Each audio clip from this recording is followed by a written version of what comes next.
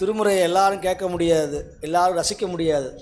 இந்த பாட்டை கேட்டால் கண்ணில் அப்படியே கசியணும், கண்ணீர் கசியணும்.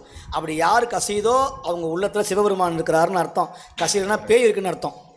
அவ்வளோதான், உண்மை அதுதானே.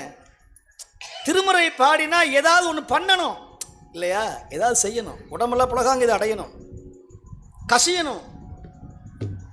நீங்கள் எத்தனையோ சினிமா படம் கேட்குறீங்க, எல்லாம் பண்ணுறீங்க, அதெல்லாம் என்ன, அது புளிச்சு போச்சு, புதுசு புதுசாக பாட்டு வந்துடுது. இதை பாடி 2000 வருஷம் ஆச்சு. அன்னைக்கு பாடினோம், இன்றைக்கி பாடுறோம், ஒவ்வொரு வருஷம் ஆடி அமாவாசைக்கு பாடுறோம், நாளைக்கும் பாட போகிறாங்க.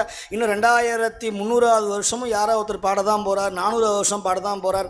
அத்தனை நாளும் இந்த தேவாரம் இன்றைக்கி சூடோட ருசி மாறாமல் போர் அடிக்காமல் அப்படியே இருக்கிற ஒரே பதிகம்னு சொன்னால் அது தேவாரம் தான் இல்லையா? நான் சொல்கிறது தவறு ஒன்றும் இல்லையே, சத்தியமாக சொல்கிறேன். இப்போ இதே மாதவ பிறகு